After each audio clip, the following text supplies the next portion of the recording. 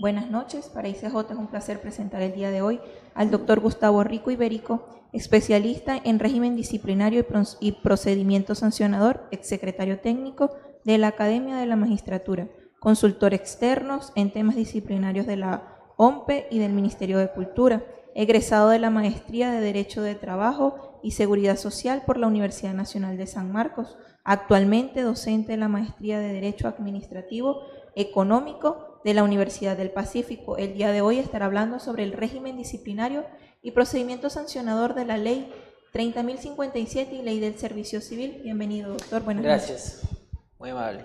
Solo una precisión, discente, no docente en la Maestría de Derecho Económico. Buenas noches. El día de hoy nos convoca ICJ para desarrollar uno de los temas más importantes en la administración pública y que en los últimos 4 años ha llevado una connotación relevante: el procedimiento administrativo disciplinario y el régimen sancionador bajo el marco de la Ley 30.057, Ley del Servicio Civil. Comenzaría la presente exposición con una pregunta. ¿Todos estamos preparados para afrontar un procedimiento administrativo disciplinario? Bueno, la pregunta cae de madura. Lo que debemos de tener en cuenta es que todos los servidores del Estado, ya sea a nivel de servidor público o de funcionario, somos susceptibles de ser sometidos a un procedimiento administrativo disciplinario. El objeto de esta presentación, dada el tiempo que es muy corto, en 1 hora no vamos a poder desarrollar todos los capítulos. Sin embargo, voy a tratar de sintetizar lo más que pueda para que se lleven unos conceptos generales y puedan entender las fases del procedimiento administrativo disciplinario. Quiero que vean la filmina y puedan apreciar el desorden normativo que existía respecto al procedimiento administrativo disciplinario antes del 14 de septiembre de 2014. Como pueden apreciar, teníamos régimen de responsabilidad disciplinaria bajo el decreto legislativo 276, que era la ley de carrera administrativa, el código de ética de la función pública. Teníamos las faltas disciplinarias administrativas contenidas en la LPAG, en la ley 27.444, las infracciones previstas en la ley de contrataciones, pero así como habían un marco normativo, estas se aplicaban indistintamente a los 3 regímenes más importantes que existen en la administración pública. Por un lado, el decreto legislativo 276, el decreto legislativo 728 y el decreto legislativo 1057, conocido como CAS. Posteriormente a ello, aparece la Ley del Servicio Civil en el 2013, la Ley 30.057, la cual contiene 7 subsistemas. Dentro de esos 7 subsistemas vamos a encontrar un proceso que es el proceso disciplinario, ¿correcto? A cargo, obviamente, de la Oficina de Recursos Humanos o lo que haga sus veces. La Ley del Servicio Civil, publicada en el año 2013, señalaba que el capítulo 5, relacionado con el régimen disciplinario, entraría en vigencia una vez que se apruebe su reglamento. El reglamento, aprobado con Decreto Supremo 040-2014-PCM, fue aprobado en el mes de junio del año 2014, el cual declaró una vacatio para la vigencia del régimen disciplinario.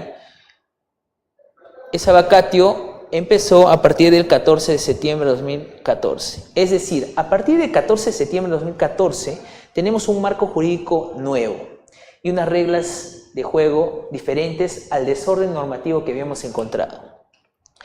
En esta filmina podrán apreciar cuál es la base normativa en cuanto al régimen disciplinario. Por un lado, la ley de código de ética, la ley de servicio civil y su reglamento respectivo y la directiva. En cuanto al ámbito de aplicación, la ley del servicio civil, en cuanto al régimen disciplinario, se aplica a los 3 regímenes más importantes que había señalado precedentemente: Decreto Legislativo 728, 276 y 1057, y aquellos regímenes especiales se aplican de manera supletoria. En cuanto a definiciones, para poder entrar ya en materia, es muy importante entender estos 2 conceptos: servidor y exservidor. Les comento a manera de anécdota, a inicios del 2015, cuando ya la norma estaba vigente, pero todavía no había salido la directiva que regulaba el procedimiento, había una disyuntiva respecto al término ex servidor, porque de la interpretación literal de ex servidor se daría a entender que es aquella persona que se ha desvinculado de la entidad, ¿correcto? Entonces nosotros aplicábamos las reglas, el plazo de prescripción específicamente de ex servidor, aquella persona que cometiendo una falta se desvincula. No obstante ello, cuando sale la directiva y la modificación de la misma, Servir, a través de los informes técnicos que emite la Gerencia de Políticas, señalaba que la connotación de ex servidor no es esa, no es una interpretación literal, no es una connotación etimológica, sino que el término ex servidor significa y es aplicable para aquel servidor que, estando fuera de la entidad, comete una falta administrativa. Tal como suena, como lo acabo de decir, tal vez suene un poco incongruente. ¿Cómo es que una persona, cómo es que un servidor, estando desvinculado, fuera de la entidad, cometa una falta administrativa y que tenga connotación para ser merecedor de una sanción? Bueno, la fórmula es la siguiente. Aquellas faltas administrativas contenidas en la Ley de Procedimiento Administrativo General, ahora con su texto único ordenado, cuando se configura la desvinculación más la configuración de estas faltas contenidas en esta norma, se utiliza el término ex servidor. Y servidor, bueno, servidor será aquella persona que tiene vínculo con la entidad, y también se considera servidor aquella persona que, habiendo cometido una falta, se desvincula de la entidad. Con ello podríamos llegar a una primera conclusión en cuanto a las definiciones. El servidor, para el tema del disciplinario en la administración pública, se define en la fecha que se cometió la falta, indistintamente si se desvincula o no de la entidad. Es decir, servidor será aquel que comete una falta hoy y así se desvincule, el tratamiento que le doy es como servidor, más no como ex servidor, ¿correcto? Porque al momento de cometerse la falta tenía la condición de servidor y las reglas de la prescripción se aplican como tal. Y ex servidor será aquel que, una vez desvinculándose de la entidad, comete faltas tipificadas en el texto único ordenado de la Ley de Procedimiento Administrativo General. ¿Cuáles son esas? Por citar así un ejemplo, podemos mostrar el típico ejemplo que se realiza con los miembros del Tribunal de Indecopi. Imaginemos que un miembro del Tribunal de Indecopi está viendo una causa relacionada a una empresa muy importante y favorece a esta empresa con un pronunciamiento. Luego, pasado 3 meses, pide su renuncia al tribunal y forma parte de la planilla de esta empresa importante.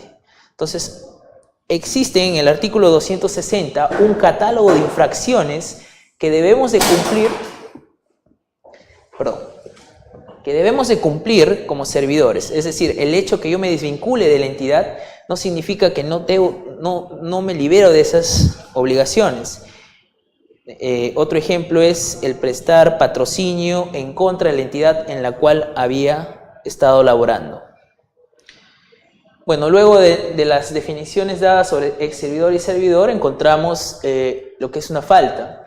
Consideramos una falta la acción o omisión que va a subsumirse en una consecuencia jurídica.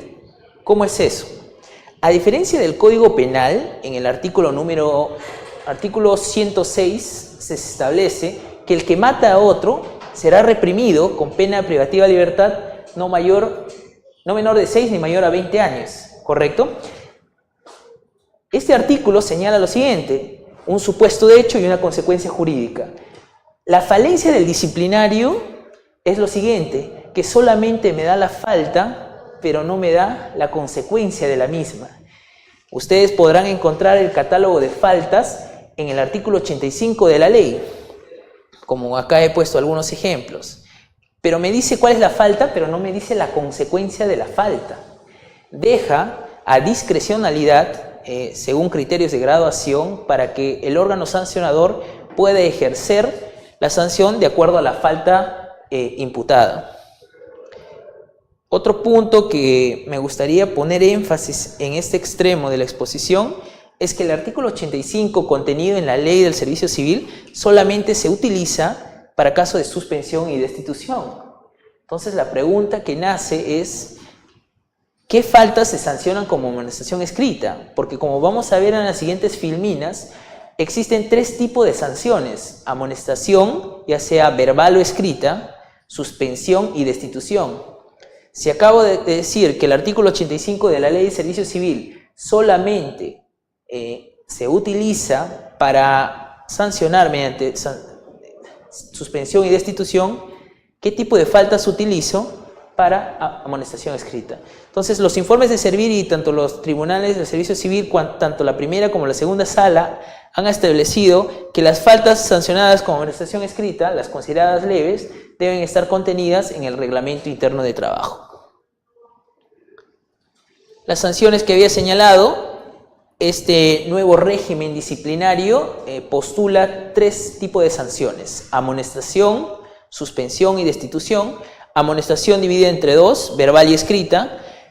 Hay que hacer una pausa y un breve comentario respecto a la amonestación verbal. No es necesario materializar la amonestación verbal.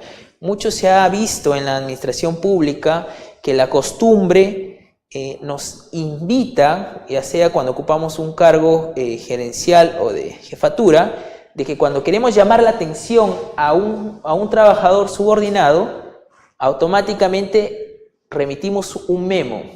Es decir, la amonestación verbal es contenida en un memorándum. Eso, con el nuevo régimen disciplinario, está proscrito, toda vez que la amonestación verbal no necesita materializarse. Muestra de ello, como referencia, pongo el informe técnico 647 del 2015 y entre otros. En conclusión, respecto a este punto, debemos de tener que la amonestación verbal no necesita que sea materializada. En cuanto a la amonestación escrita, necesita un procedimiento administrativo previo, ¿correcto? Con todas las fases que vamos a ver a continuación. Sobre la suspensión, bueno, en cuanto a la suspensión, la propia norma establece que esta puede regir desde un día hasta 365 días.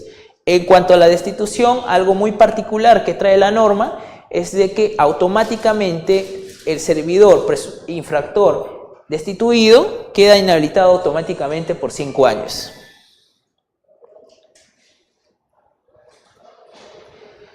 Otro de los conceptos importantes es el titular de la entidad. En la norma, en cuanto al régimen disciplinario, vamos a encontrar que el titular de la entidad actúa mucho, interactúa mucho en las fases del procedimiento, interactúa mucho en la designación del secretario técnico, que vamos a ver más adelante, y es importante definir quién es el titular de la entidad. La norma, si bien es cierto, ya tiene 4 años de vigencia en cuanto al régimen disciplinario, pero esos 4 años nos han servido para poder superar ciertas falencias y poder superar sobre todo las interpretaciones erróneas que veníamos haciendo, tanto las oficinas de asesoría jurídica, secretaría técnica y oficina de recursos humanos sobre todo.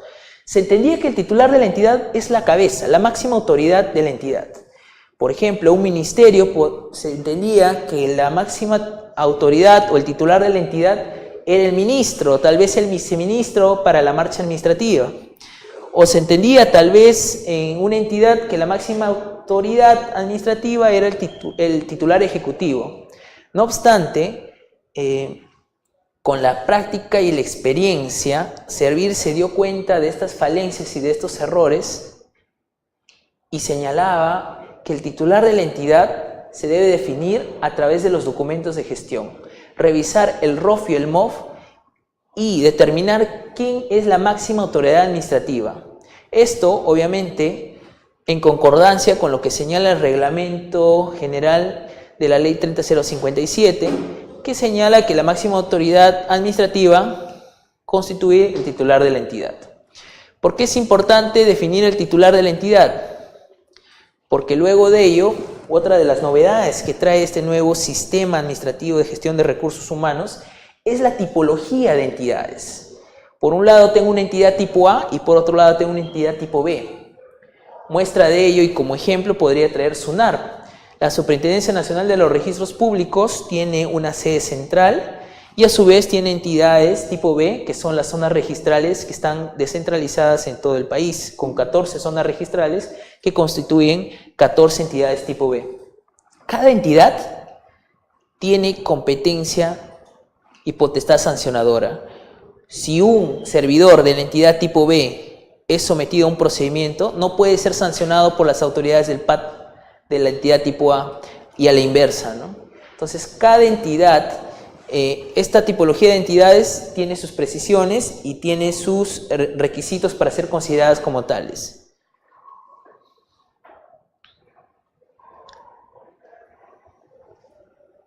Uno de los temas más importantes, creo yo, y que ayudan en la práctica, ya sea del lado del secretario técnico o ya sea del lado del abogado litigante, es el tema de la prescripción. Por mucho tiempo muy debatido, en los últimos 4 años se ha debatido, se ha hecho disquisiciones tal vez antojadizas, y tanto así que ha meritado que la Sala Plena del Tribunal del Servicio Civil defina la naturaleza de la prescripción.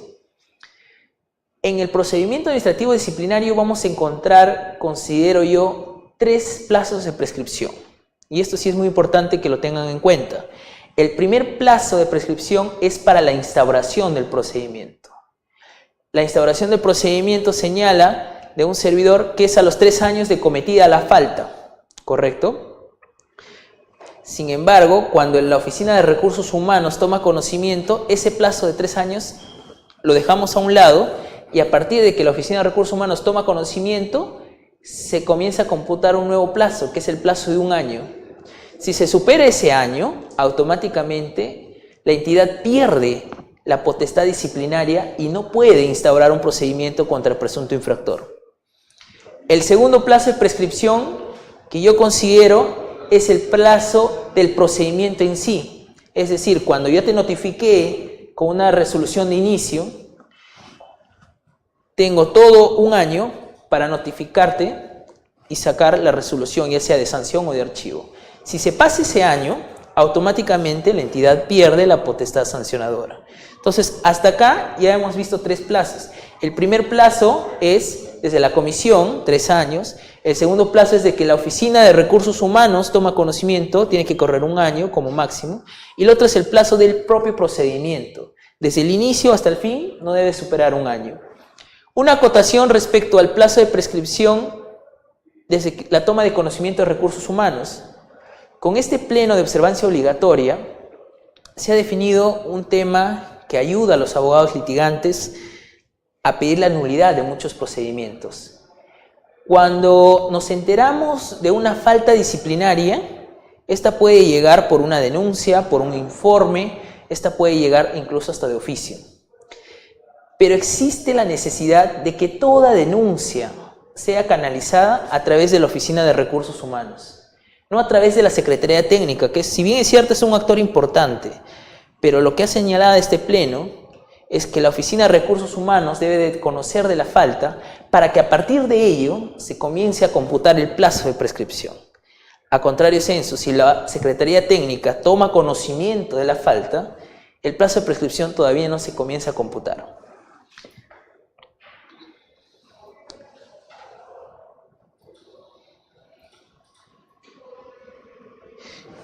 Correcto, dime. Yo creo que es una zona gris, ¿no? Porque justo leía un conocimiento del Tribunal de saber qué pasaría si, por ejemplo, la denuncia o la presunta infracción pasa de frente a la Secretaría Técnica y no se advierte que pase el año o no hay, claro, no se puede cuantificar el periodo que ha transcurrido, ¿no? En ese caso, servir de lo que leí el tribunal dice que será ya objeto de análisis del propio tribunal, al final no deciden si... Y caso por caso. Claro. Pero gracias por tu intervención porque me ayuda a explayarme un poco más. si bien es cierto, Secretaría Técnica toma contacto directo con la denuncia, pero recuerda que Secretaría Técnica depende funcionalmente de recursos humanos. Entonces, lo correcto de los secretarios técnicos, a partir del pronunciamiento de este precedente, es de que pongan conocimiento a recursos humanos. Ahí va mi otra pregunta, ¿no? Mi segunda pregunta. ¿Qué pasaría si, a sabiendas de que Secretaría Técnica tendría que remitirlo a recursos humanos, no lo hace e inicia el procedimiento con ese vicio, ¿no? ¿Esto afecta al final el pronunciamiento final o no? Bueno, tendremos que ver caso por caso, pero en principio sería un buen argumento para pedir la nulidad, ¿no? Pero acuérdate que este plazo es para el plazo de prescripción, o sea, sería objetable en la medida de que el plazo esté muy corto para que prescriba. Porque tú, si bien es cierto, tienes un año desde que la Oficina de Recursos Humanos tiene conocimiento, pero tienes los 3 años. Entonces, la pregunta que yo te haría, en ese caso que me estás comentando, es si todavía tenías, de esos 3 años, de la comisión de los hechos, tenías, no sé, meses para poder instaurar. Porque bastaría con comunicarle y decirle a un consolidado mensual, me han llegado 15 denuncias directamente a Secretaría Técnica, las cuales te pongo en conocimiento y voy a comenzar el deslinde correspondiente, ¿no? Y con eso subsanaría de alguna manera la toma de conocimiento por recursos humanos. Pero entonces el plazo dentro de los 3 años empezaría a computar a partir de que Secretaría Técnica pide esta observación, comunica a recursos humanos. No tanto así, sino que el plazo de los 3 años es desde el que se configura la falta, se comete y está libre. Pero si recursos humanos toma conocimiento, esos 3 años los dejas de lado, inicias un cómputo de 1 año. Entonces, si tú me dices, no, pero ¿qué pasa si Secretaría Técnica toma contacto directo? Correcto, toma contacto directo, inicia la investigación, precalifica y recomienda la instauración. Se instaura, es nulo el procedimiento. Yo creo que en parte, dependiendo caso por caso, ¿sabes por qué? Si no has tenido plazo suficiente para que se configure la prescripción, yo creo que con la instauración ya cortaste la prescripción. Si ya cortaste la prescripción, ya no habría necesidad de discutir si ha prescrito o no. ¿Y si pasan los 3 años? Si pasan los 3 años, tendría... Bueno, acá el tribunal hace una disquisición, perdón. Acá el tribunal hace una disquisición. Imagínate que en el año 2, con 11 meses, tomas conocimiento. Lo que dice el tribunal, que tienes 1 año a partir de ahí. ¿Correcto? Entonces serían 4 años, con el ejemplo que te estoy planteando. Imaginemos que con los 2 años y 11 meses llega no a recursos, no llega a Secretaría Técnica. Y pasan esos 3 años y llega a Secretaría Técnica al caso que le comentaba al que no, ya se me pasó los 3 años. Sería una estrategia buscar la nulidad por ese lado. Pero para seguir con la exposición, al final lo podemos revisar. Bueno, una vez viendo las consideraciones generales en cuanto a las definiciones de servidor, ex servidor, titular de la entidad, tipología de sanciones, corresponde ver quiénes son los actores del procedimiento. Y acá comienza la dinámica del mismo, ¿no? En un primer momento vamos a encontrar al secretario técnico del procedimiento administrativo disciplinario. Formalmente, al secretario técnico se le conoce como el órgano de apoyo de las autoridades del procedimiento. Pero desde mi punto de vista y en la práctica, podríamos señalar que el secretario técnico es el que hace todo el trabajo.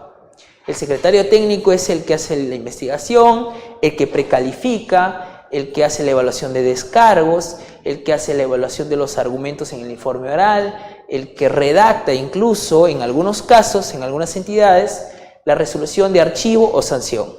¿Correcto? El secretario técnico es designado por el titular de la entidad. Y acá me detengo un poco para aquellos abogados que se dedican al disciplinario y que de alguna manera buscan la forma de cómo pedir la nulidad de ciertos procedimientos.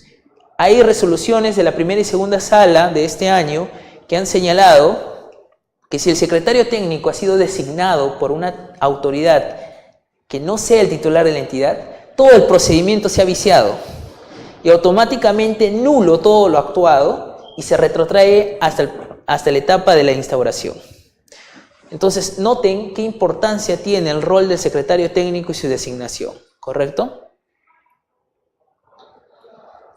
Una de las preguntas usuales es, está bien, el secretario técnico instaura, investiga, precalifica, apoya a las autoridades del PAT, pero pregunto yo, ¿qué sucede si el secretario técnico es sometido a un procedimiento administrativo disciplinario? ¿Qué solución nos da la norma? Bueno, la directiva del procedimiento administrativo disciplinario señala bueno, el artículo 97 también del TUO del LPAC señala de que se presenta la figura de la abstención. Por lo tanto, el secretario técnico titular se abstiene ante su superior jerárquico y tendrá que designar el titular de la entidad un secretario técnico suplente. Ahora, habiéndose visto el secretario técnico, que para mí es como un fiscal administrativo para temas académicos y didácticos, veamos quiénes son las autoridades del PAT. Y este es el punto más importante, creo yo, del disciplinario, porque ayuda, por un lado, a los servidores a identificar si la persona a quien me está instaurando o sancionando es la competente, por un lado, y por otro lado, como abogados litigantes del procedimiento administrativo disciplinario, encontrar los errores para poder pedir la nulidad por falta de competencia. Si bien es cierto, habíamos definido que existen 3 tipos de sanciones: amonestación, suspensión y destitución. En cuanto a la amonestación, el órgano instructor es el jefe inmediato y el órgano sancionador recae en la misma persona, jefe inmediato, y lo oficializa el jefe de recursos humanos. En cuanto a suspensión, el que instruye es el jefe inmediato, el que sanciona es el jefe de recursos humanos y el que oficializa recursos humanos. En cuanto a la sanción de destitución, instruye la oficina de recursos humanos y sanciona el titular de la entidad. Oficializa el titular de la entidad. Noten que para cada tipo de falta está determinada el órgano competente, tanto en la fase instructiva como en la fase sancionadora. Pero ahora la pregunta es, ¿quién es el jefe inmediato? También un tema muy debatible en los últimos 4 años. Bueno, ya la norma ya ha ido arraigándose en algunos secretarios técnicos y es más entendible.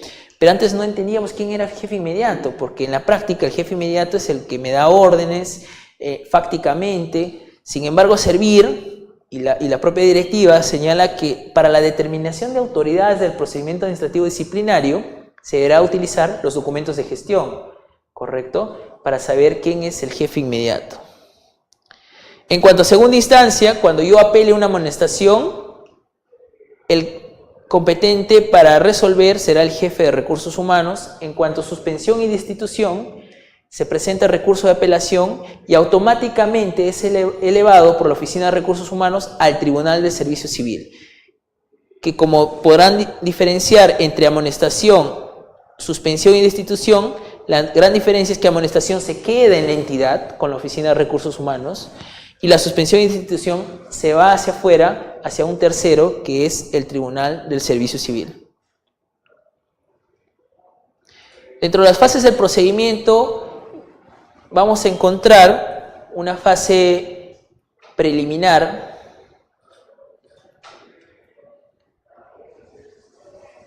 cómo comienza el procedimiento administrativo disciplinario. Como había señalado yo, un poco anticipando lo que venía, comienza con una denuncia o un reporte, ¿correcto?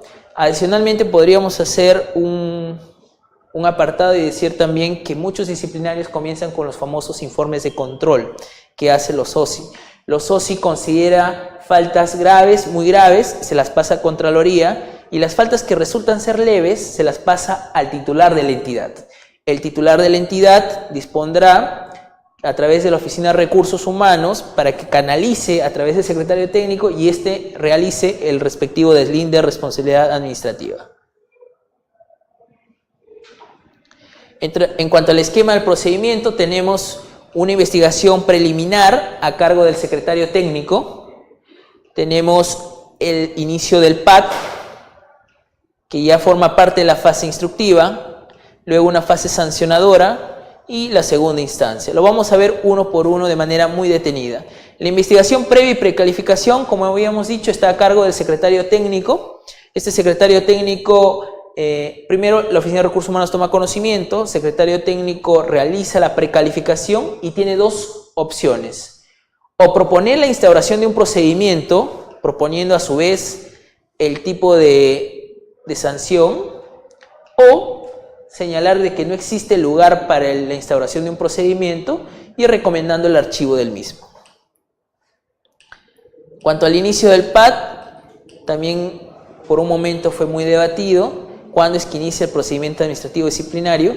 El procedimiento administrativo inicia cuando se realiza la notificación al presunto infractor. En cuanto a la fase instructiva, una vez iniciado el procedimiento, existe un plazo máximo de 3 días para notificar al servidor y 5 días para que él elabore sus descargos. El presunto infractor tiene derecho a solicitar una prórroga de 5 días adicionales y dependiendo del caso, de la complejidad del mismo, puede pedir más días, ¿correcto? Posterior a los descargos, el órgano instructor tiene un plazo de 15 días para evaluar los mismos y formular su famoso informe de instrucción. Quiero que entiendan, ya que esto es nuevo, que estos plazos que señalo están en la directiva y Servir ha señalado hace un mes, si no es menos, mediante el informe 1330 de 2018, que estos plazos contenidos dentro del procedimiento son plazos ordenadores, es decir, no son plazos perentorios.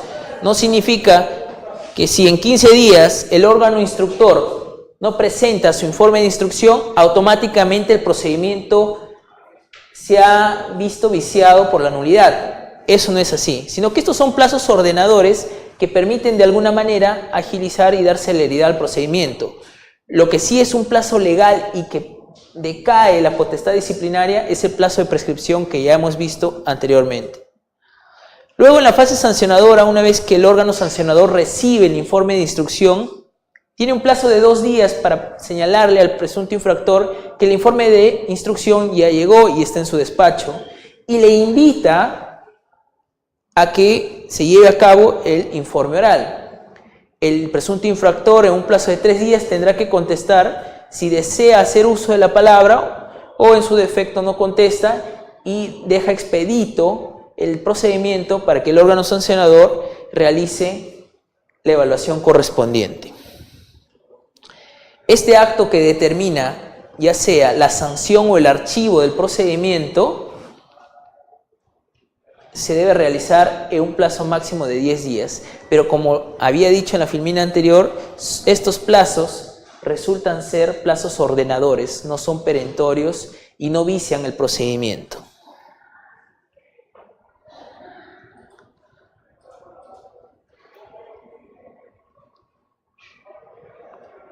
Bueno, en la fase instructiva y sancionadora acá hay un esquema mucho más grande, ya que es un flujo total del procedimiento.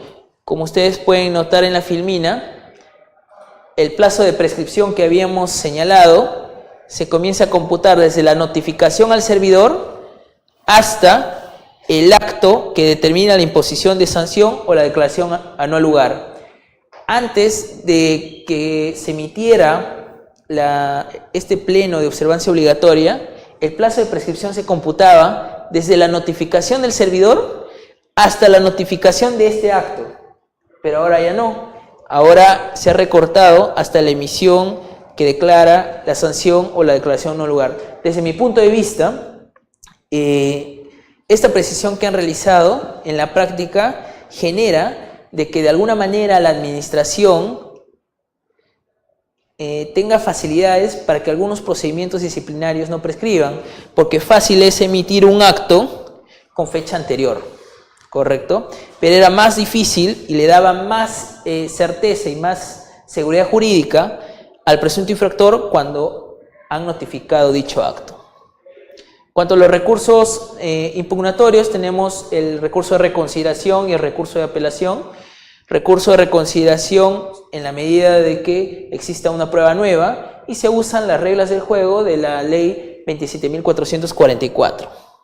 El recurso de apelación, como ya se había anticipado, el recurso de apelación se dirige a la Oficina de Recursos Humanos. En este caso es el órgano técnico encargado de canalizar todo el expediente al Tribunal de Servicio Civil, para lo cual tiene que cumplir ciertos requisitos como por ejemplo, la innovación que han hecho hace un par de años, que es la famosa casilla electrónica, ¿no?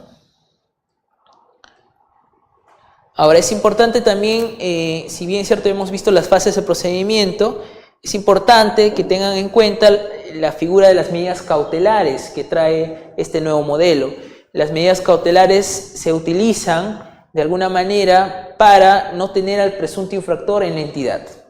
Hay dos tipos de medidas cautelares. La primera, un presunto infractor que ya se inició un procedimiento, también pedir la medida cautelar para que ponerlo a disposición de la Oficina de Recursos Humanos y sacarle de esta área orgánica para que pueda ser trasladado a otra. Y otra de las medidas cautelares que no se utilizan mucho, pero que resultan ser relevantes en algunas ocasiones, es exonerarle al presunto infractor la obligación de asistir al centro de trabajo, pero teniendo en cuenta que sí se le paga su remuneración.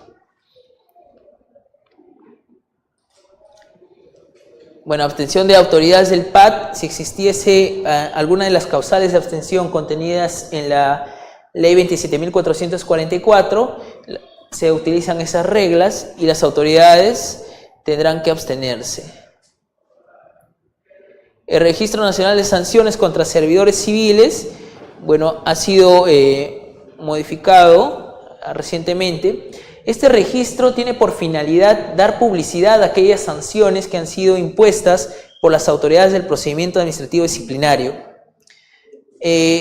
Señala también la norma que existe obligación por parte de la entidad cuando va a nombrar, designar, elegir, contratar, ya sea por régimen CAS, ya sea por régimen 276, por régimen 728, verificar este registro para ver si la persona quien quiere incorporarse a la entidad tiene una sanción o no. Las sanciones inscribibles son sanción de destitución, sanción de suspensión, sanciones por infracción al Código de Ética, las sanciones impuestas por el Poder Judicial y las impuestas por la Contraloría General de la República. En esta filmina ustedes podrán revisar una de las listas que ha sido emitida el 31 de agosto del 2018 para que vean de manera ilustrativa cómo es que el registro, este aplicativo actúa, ¿no? Tenemos el nombre de las personas, el DNI, la fecha de inhabilitación, hasta qué fecha está inhabilitada esta persona y por quién está registrado, ¿no? Por qué entidad. Ahora, trayendo a colación esta filmina, es importante señalar los efectos de las sanciones. Hay algunas acciones que trae el modelo y creo que es una de las falencias y es meritorio criticarlas, es la sanción de suspensión, destitución y amonestación escrita para aquel servidor que está desvinculado de la entidad. Es decir, me inician un procedimiento administrativo disciplinario, yo ya no pertenezco a esa entidad, la falta propuesta por el secretario técnico es una suspensión, la fase instructiva ratifica la propuesta, en la fase sancionadora decide ratificar la propuesta del órgano instructor y automáticamente reviso mi bandeja y veo que me han sancionado. Me han puesto una sanción de suspensión. Pero ¿cómo se va a hacer efectivo una sanción de suspensión cuando yo ya no tengo vínculo con esa entidad? ¿Correcto? Entonces es una de las falencias de la norma. Lo único que quedaría es el registro, ya sea en suspensión y destitución.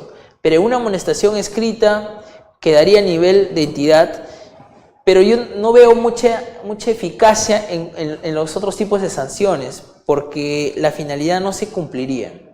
Ahora, en cuanto al régimen 276, Servir ha señalado de que este tipo de sanción, suspensión y destitución, sí se puede cumplir cuando el presunto infractor está en otra entidad. ¿Cómo así? Imaginemos que yo soy 276 y me hacen un destaque, me voy a otra entidad y me iniciaron en la entidad número 1, me iniciaron un procedimiento, pero como ya estoy con destaque, estoy en la entidad número 2, en la entidad número 1 han decidido ponerme una sanción de suspensión. Esta sanción de suspensión puede ser efectiva en la entidad número 2, pero solamente para el régimen 276, porque bajo la teoría del Estado, que es un empleador único, el régimen 276 es un régimen de carrera.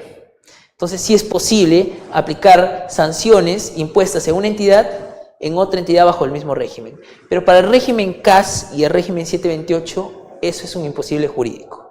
La única eficacia de la sanción sería el registro, pero en la medida también de que ya se tenga una decisión con la calidad de cosa decidida. Bueno, los criterios para tener en cuenta en un procedimiento administrativo disciplinario, esto es más para las personas que están sometidas a un procedimiento administrativo disciplinario.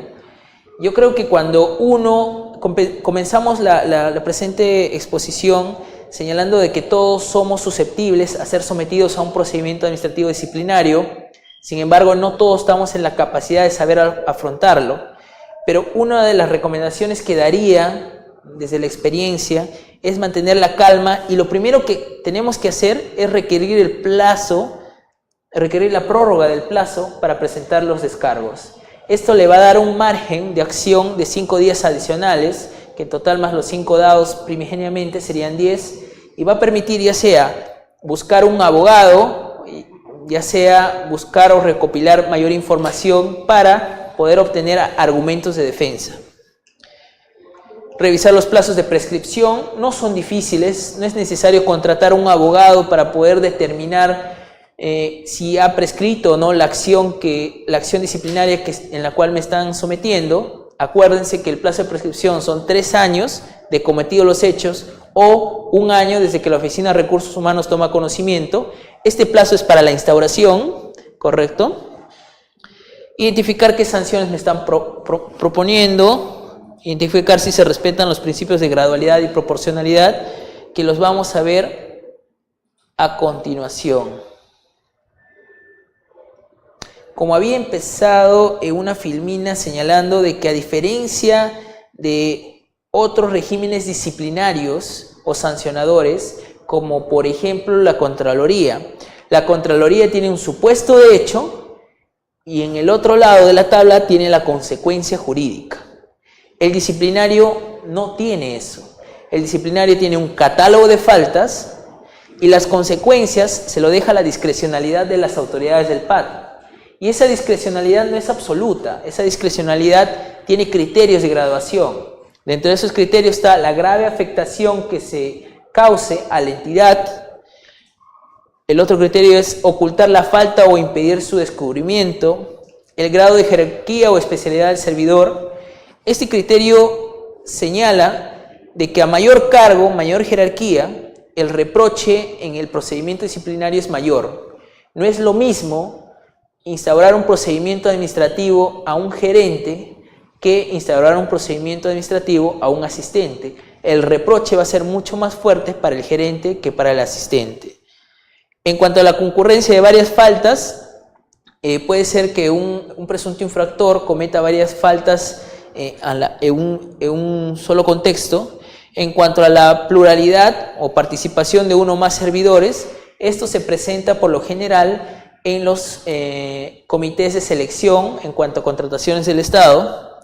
La reincidencia, bueno, en cuanto a la reincidencia hay discusiones todavía, hay debates, porque algunos consideran que reincidencia para el derecho disciplinario peruano es todas las faltas del presunto infractor a lo largo de todos los años, ¿correcto? Sin embargo, en reincidencia también hay un lado de abogados que consideramos que la reincidencia es en la misma falta que me están imputando, ¿correcto? En cuanto a la continuidad de la comisión de las faltas, un claro ejemplo es las tardanzas. El beneficio ilícitamente obtenido, de ser el caso, bueno, es un beneficio patrimonial, ¿no? No sé si tienes alguna pregunta. Bueno, más que pregunta, creo que quedó claro. Había una observación que quería hacer, pero con la precisión de que los CAS y los 728 no es perseguible, digamos, la aplicación de la sanción. Entonces creo que solo quedaría digamos, en una sanción declarativa, ¿no?, a nivel de registro. Así es, pero eso tiene un trasfondo doctrinario, ¿no? El trasfondo doctrinario es que el Estado es un único empleador, pero eso se da solamente en el régimen de la ley de carrera administrativa. Cuando ya pasemos a servir, va a ser diferente, obviamente, ¿no? Porque donde estemos las sanciones nos van a perseguir, porque estamos hablando de un nuevo modelo donde las entidades ya se agrupan y el régimen va a ser único. Para ya poder terminar, dar por concluida mi presentación, me gustaría hacer una recapitulación. En un primer momento hemos visto cuál era el desorden normativo respecto al procedimiento disciplinario. Había cierta incertidumbre porque no se sabía qué normas aplicar. En ese momento habían comisiones especiales de procedimientos administrativos, estaba a cargo de representantes de la alta dirección y representantes de los trabajadores. Ahora todo eso ha sido trasladado a un secretario técnico, que es, desde mi punto de vista, como un fiscal administrativo, el que investiga, el que realiza la precalificación, el que apoya a las autoridades del PAT. En la práctica, el secretario técnico hace todo el tema administrativo. Después hemos visto ciertas definiciones, servidor y exservidor, trayendo a colación de alguna manera las dificultades que existía para entender qué es un exservidor, y muchas nulidades se han caído por culpa de una definición. De saber entender que el ex servidor no solamente es aquella persona que se desvincula, sino que el ex servidor es aquella persona que se desvincula y estado desvinculado, comete una falta administrativa, y estas faltas están contenidas en la LPAG. Luego hemos visto los actores del procedimiento administrativo. Tenemos el secretario técnico, como habíamos señalado, el titular de la entidad, que es muy importante en el procedimiento administrativo distinguir quién es el titular de la entidad. Y esto lo vamos a encontrar en los documentos de gestión, ya sea en el reglamento de organización y funciones, en el manual de organización y funciones, porque el titular de la entidad, acuérdate que es autoridad del PAT en caso de destitución, y es la autoridad competente para designar al secretario técnico, ¿correcto? Luego hemos visto las fases del procedimiento administrativo disciplinario. Tenemos una fase de instrucción, una fase de sanción, cada una determinadas por ciertos plazos según la directiva. Sin embargo, estos plazos resultan ser ordenadores, no generan ni vician el procedimiento. Los plazos que sí superarían y viciarían el procedimiento es el plazo de prescripción, que habíamos señalado que desde mi punto de vista son 3 plazos de prescripción. El primer plazo de prescripción es de los 3 años de cometidos los hechos, pero puede ser que en ese año, 3 años de cometidos los hechos, o en su defecto, cuando el órgano de recursos humanos ha tomado conocimiento, se comienza a computar 1 año para la instauración. El otro plazo de prescripción es del procedimiento propiamente dicho, es decir, ya instauré, ahora ¿cuánto plazo tengo desde la instauración hasta la sanción? Es 1 año, ¿no? Las consecuencias de la prescripción es obviamente la pérdida de la capacidad sancionadora que tiene la entidad y decae en el tiempo, por lo tanto ya no puedo instaurar un procedimiento disciplinario. Luego hemos visto que este nuevo modelo, una de las falencias que tiene es de que no tiene la teoría y teóricamente no tiene la consecuencia jurídica. Tenemos un catálogo de faltas, los supuestos de hecho, pero no tengo las consecuencias jurídicas, o sea, las faltas. No me dice que el artículo 85, literal A, al configurarse, va a tener la sanción A. No lo tiene. Al no tenerlo, genera cierta discrecionalidad en el secretario técnico y a veces arbitrariedades, ¿no? Porque para criterio en un caso determinado puede ser una suspensión, pero de repente en otro caso que tiene similares características pueden señalar que es una amonestación escrita y eso es arbitrario, ¿no? Posteriormente hemos visto cuáles son los criterios de graduación para poder determinar la sanción y bueno, doy por terminada esta presentación agradeciendo a ICJ en esta oportunidad a conmemorarse sus 10 años. Muchas gracias.